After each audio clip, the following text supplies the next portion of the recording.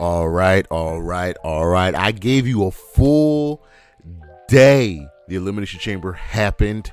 It's time to ask ourselves what just happened. And this was a fairly predictable show. This kind of happens actually a lot with the WWE when they put on an event and we can kind of figure out, nothing's really going to change here. But let's dive into the Elimination Chamber 2024 taking place in Perth, Australia. And our first match, surprisingly, was on the pre-show. Oh my God, the WWE actually had a match on the pre-show. I really wish they did more matches on the pre-show. You can get a lot more people on the card instead of having a 1 hour, 2 hour pre-show that's just previews of the matches. But on the pre-show, the kickoff shows they call it, we had the Kabuki Warriors defending the WWE Women's Tag Team Championships against Candice LaRae and Indi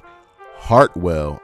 This was just a way to get Indi Hartwell on the card.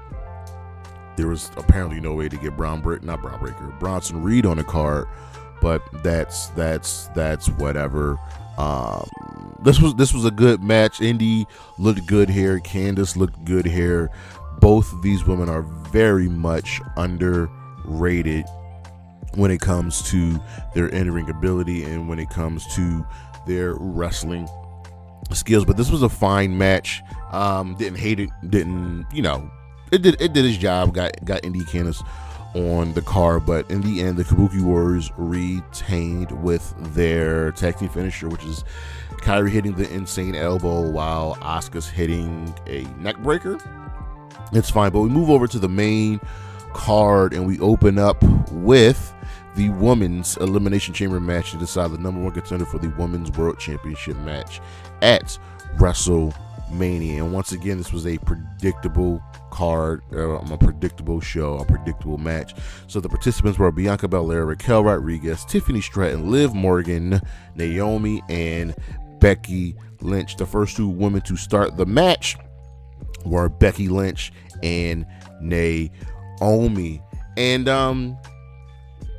this was good. This was a good match.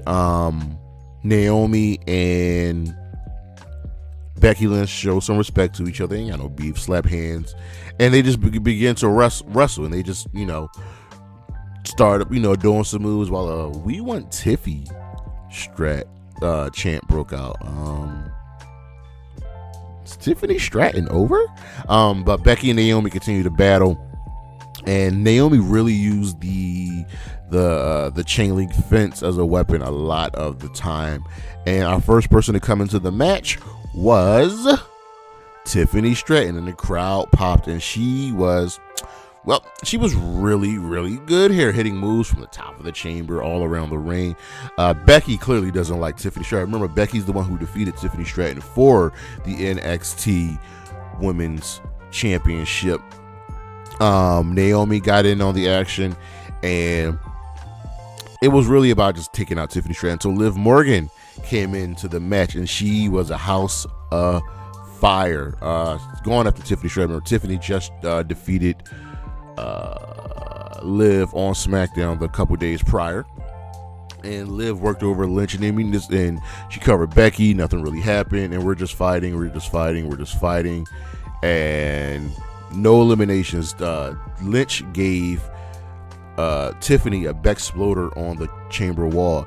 After Liv tossed Becky back in the ring, Tiffany got back up, and she managed to hit a sunset flip powerbomb. Naomi was waiting atop the chamber. She hit a sunset flip powerbomb, but Tiffany Stratton immediately rode there for the surprise elimination, and Naomi was eliminated. That was probably the most shocking elimination out of all the matches, out of the two matches today. Tiffany got a W win. Naomi was gone. The Raquel Rodriguez came in. She immediately caught Tiffany Stratton and just powerbombed her and swung her right into the wall. The crowd really loved Tiffany. And Raquel was going after everybody, and then everybody tried to go on after Raquel. Finally, Bianca Belair was ready to come in. came in and she was just beating everybody's ass. So we have everybody left in the ring. And this was just good. There was a bunch of wild moves. Tiffany Stratton hit a swanton off of the one of the chamber pods and was good. But Tiffany got eliminated and it came down to Becky and Liv Morgan and Bianca Belair. This was our final three. I figured this would probably be the final three. Liv went to attack a Lynch who was down. Bianca tried giving her a KOD, but Liv countered that into a code breaker, which was a really, really good counter. Lynch, Becky hit tried to hit Liv with a manhandle stand, but Liv countered that into a code breaker. Liv was really good. She tried going for the Oblivion on Becky. Becky dumped her over the top rope. Bianca cornered Lynch, flipped her over, and she challenged Becky to attack. Belair hosted Lynch for the KOD, but Becky blocked it. Morgan surprised Belair with a roll-up, another shocking surprise, and then Becky immediately hit Liv with the manhandle slam, and Becky Lynch is going to WrestleMania to face Rhea Ripley. The winner was never in doubt, but they told a good story to get there. I don't think Raquel should have been in this match. I really think Indi Hartwell should have been in this match. But Tiffany Stratton was over. The crowd ate everything up. Tiffany was over, but we know how international fans really just cheer for someone they just ultimately like. But Becky Lynch is going to WrestleMania to face, well, someone. We'll get to that a little bit later. Next up, we had the tag team title match with the Judgment Day defending against the new Catch Republic team of Pete Dunne and Tyler Bate. This was such an NXT black and gold throwback match. Dominic Mysterio was with the Judgment Day. There was no JD McDonough. And R-Truth had mistakenly flown to Austria, not Australia. Yeah. So this was a really, really good tag team match. Again, the winners were never in doubt. Got a nice amount of time, in about 17 minutes. Pete Dunne and Tyler Bate looked really, really good here. We know Pete Dunne, but Tyler Bate really got some time to shine as the big, strong boy put in some work. Airplane spins, suplexes. This was good. Dunne and Bate got their big spots. Dom played his role as usual. Got major. He even spoke before the match and was just booed out of the arena. But this was solid. The Judgment Day retained, and we move over to, well, we had a Grayson Waller effect. Started out with Mike Rome introducing Austin Theory, and then Theory shat on Australia. Then he brought in Grayson Waller, the hometown boy, country boy, sorry. And essentially, this was about Cody and Seth. Though they came out, Seth gave out the news that he will be medically cleared in just a short time, and Cody challenges The Rock to a match anytime, anywhere. He ran him down, but this was fine. This was just a segment that was spinning in circles. Next up, we had the men's Elimination Chamber match with Kevin Owens, Bobby Lashley, Logan Paul, Randy Orton, Drew McIntyre, and L.A.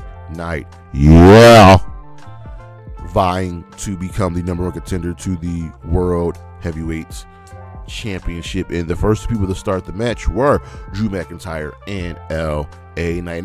They were jawing at each other last week on SmackDown.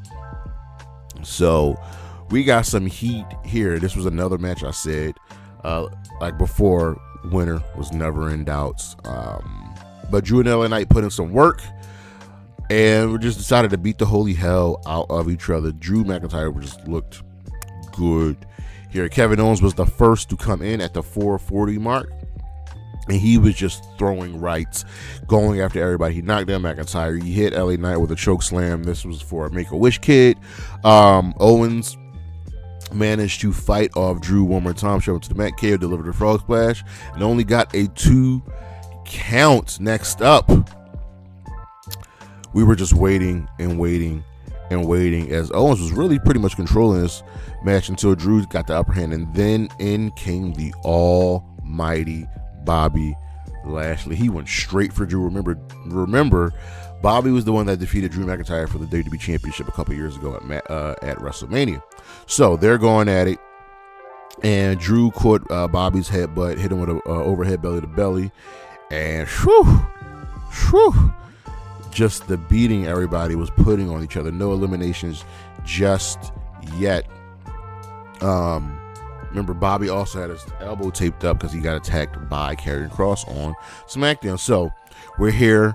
Drew and Bobby are going at it. Lashley is trying to fight back. McIntyre is going for chokeslam. LA Knight. So we haven't had an elimination yet. And then KO kicked Lashley in the face, covered him for a 2 count. And then in came Randy Orton. He was just DDTing everybody. But it also hurt him. So Orton was selling the back throughout this match. We still haven't had an elimination. So now Lashley's fighting, McIntyre's fighting, Randy's fighting. Everything is just going well. And then Logan Paul's pod opens up. And KO goes straight for Logan Paul. And he is just beating him down. Paul tried running. Paul tried keeping the door closed. But again, KO whooped his ass. I think, and then Lashley speared Logan Paul through the pod. I thought Logan Paul was dead. The crowd chanted, "Thank you, Bobby." And out of nowhere, Lashley got hit with a Claymore. He's eliminated. McIntyre gets down by LA Knight, gives him a spinning back elbow, hits the blunt for trauma, get hit one on Randy. And then, out of nowhere, AJ Styles comes in and starts destroying LA Knight with the chair, and McIntyre covers LA Knight after AJ gives Knight a Styles clash on the chair. Woo! Imagine flying out to Australia just to take somebody out. That's crazy. KO, Logan Paul, Randy Orton, they are just beating on each other.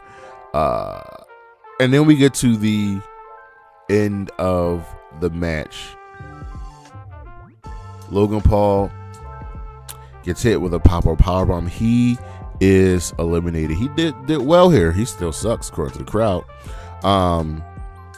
And Randy came out of nowhere and gave Logan Paul an RKO. Orton covered a 1, 2, 3. So now we're down to McIntyre and Randy Orton. And they were fighting, and things were looking up in Randy's favor. And then Drew got the upper hand, but then Logan Paul returned to the ring and cracked Randy with the brass knuckles. And Logan Paul calls Randy Orton, and Drew McIntyre covers Randy Orton. He is going to WrestleMania. Yep. I thought we were going to get Logan Paul versus LA Knight at WrestleMania. Maybe we're getting Logan Paul versus Randy Orton at WrestleMania. But Drew McIntyre is going to WrestleMania, and it was never in doubt. I can't stand Logan Paul, but he's really good at this wrestling thing. And for that, I give him credit for. And it looks like we're going to get LA Knight versus AJ Styles at WrestleMania. Finally, lastly, the WWE Women's World Championship match as Rhea Ripley defends against Nia Jax, and Rhea again was super over. Nia was not over in the face way, but also Nia is Australian. So again, the winner was never in doubt. Nia was built up really well as a challenger, and she dominated, like, I want to say 70% of this match. Rhea tried the early strong offense, even tried hitting a riptide really early on. Did not work. The Nia was just dominating it. There's rarely a time where you see Rhea Ripley get beat this badly. It just doesn't. But Rhea fought back, hit some power moves, time and again. But once they got to the outside, it was a wrap for Rhea. Nia gave her a Samoan drop on the announce desk, stood on top of a chair, and then hit an elbow drop on her through the table. Like, it was, I don't know what to tell you. She flattened Rhea. Then she goes to the ring, hits the Annihilator. She hooked the leg, and Rhea kicks out. and nobody kicks out of an Annihilator. So like, okay, Rhea's definitely winning. Frustrated, right? She tossed Rhea to the Jason corner and looked for another Annihilator, but Rhea got her up, hit a superplex, and then hit her with the Riptide. 1, 2, 3. Rhea Ripley retains and will be facing Becky Lynch at WrestleMania. Again, the winner was never in doubt. The pay-per-view was never in doubt. Rhea, again, super over. Nia looked great. Got a strong win over Becky Lynch in her return. Looked good in the Royal Rumble and looked good against Rhea Ripley. So I'm curious to see where they're going to go with the direction of Nia Jax. But Rhea versus Becky Lynch will be going down at WrestleMania. Again, this was a pay-per-view where the winners were never, ever in doubt. But that is what just happened. Elimination Chamber 2024. Don't forget to come back for the High Vs Wrestling podcast every single Saturday. I am Jeremy Pearson. I will see you when I see you. Peace.